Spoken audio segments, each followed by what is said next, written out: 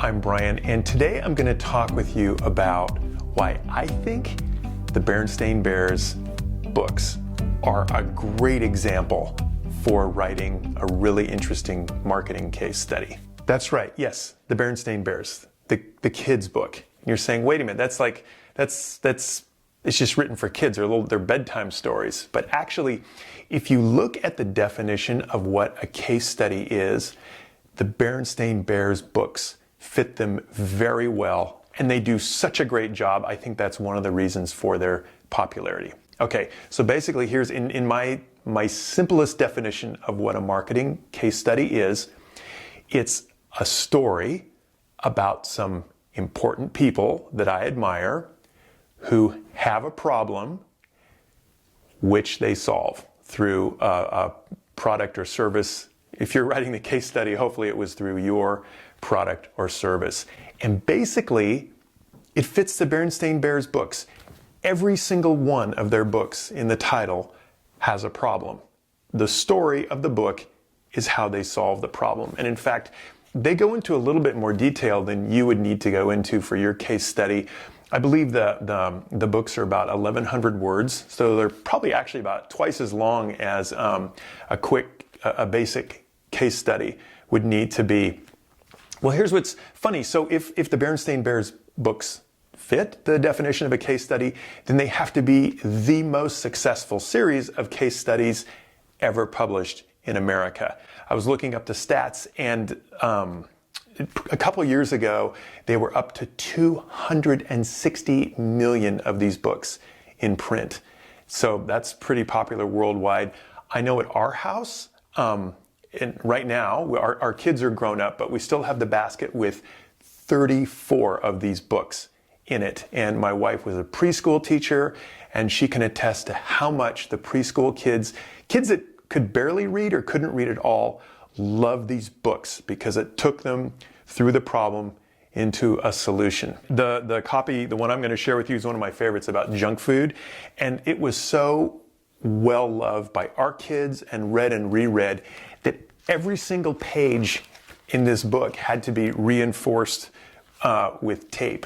Basically, I'm gonna go through kind of how this book in particular, of the Berenstain Bears, makes a great example for a really good marketing case study, and then kind of at each point I'm going to kind of give you a takeaway that you can learn from the Bears as you write your own case study.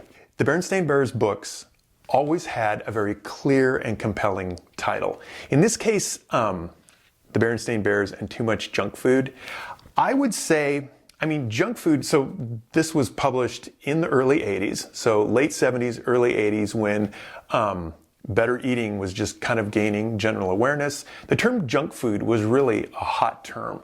And so that would be a term at the time that would grab the attention of someone seeing this as a problem. Now, I don't know, junk food, it's just kind of a commodity term.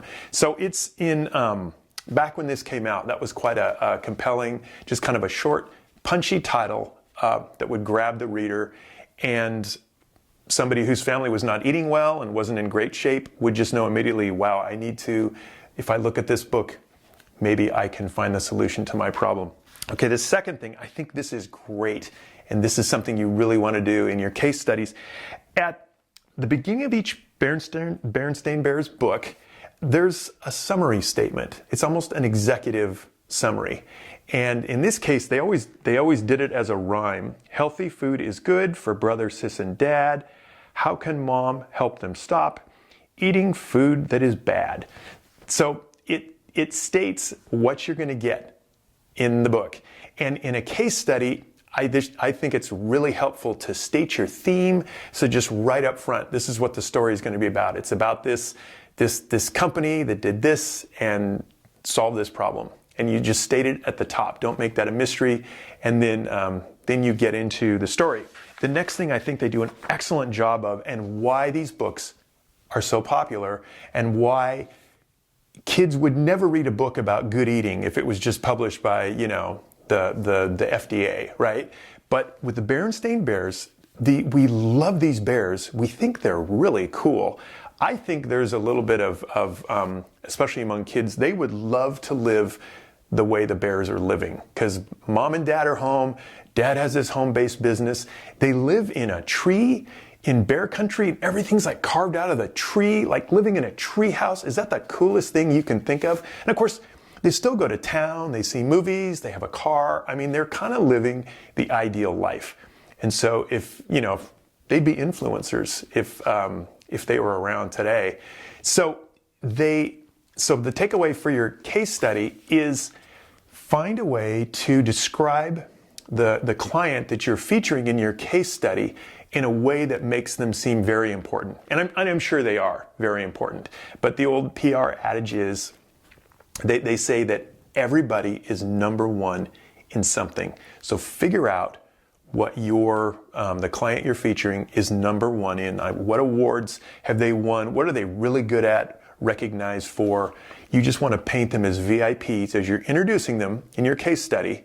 And then the next step is, they're these really cool people, very effective, winning company. They have a problem.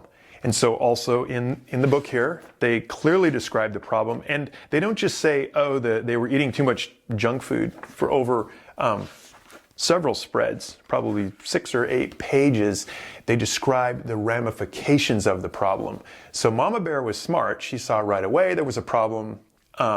She didn't like the way people were eating, but as it went on, she saw that there were some ramifications, including their clothes didn't fit anymore.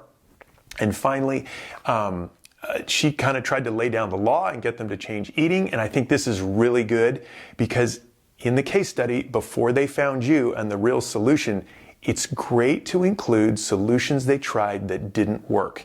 And it will give your case study more credibility.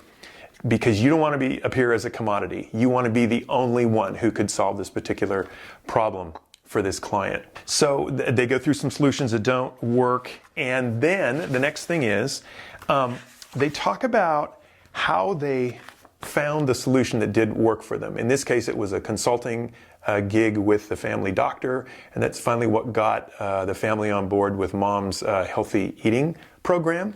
And so in your case study, you don't want to make it sound like, well, the reason they went with us is because we have a super good sales guy that talked them into it. You want to talk in terms of they were looking for a solution and it was really client directed and we were able to step in and help, right? Almost like you would do it without being paid. We were so happy to help. Everything we did was for their benefit. Okay.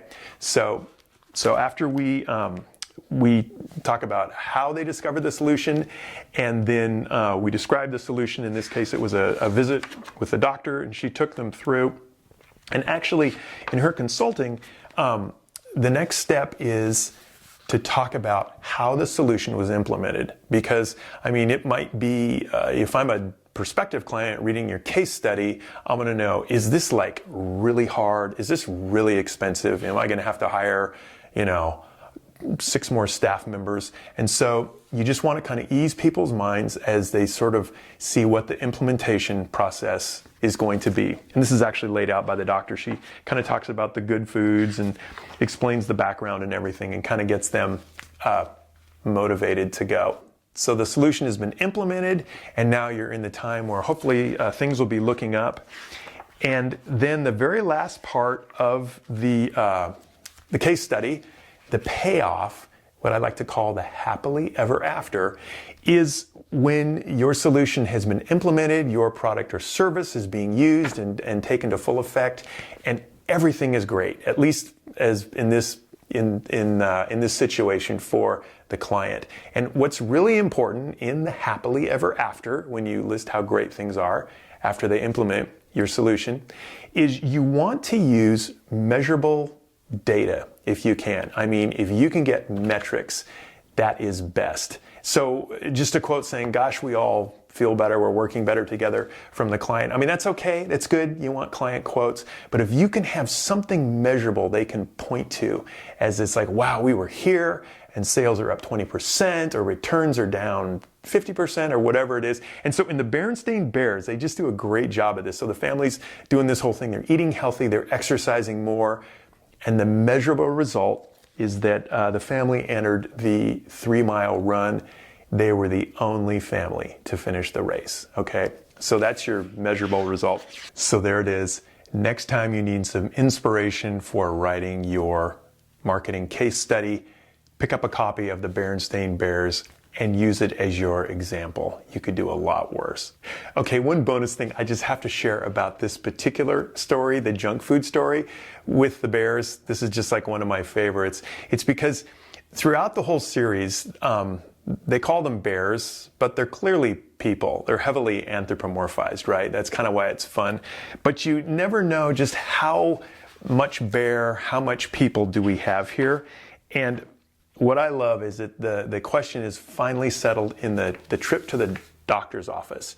And right there, they have an x-ray of Papa. And if you zoom in, you can see that he's got a human skeleton. So he's basically a human with a bear's head. And that settles that question. Thank you for watching. If you have any questions, please leave them in the comments section below. And I will talk to you again soon.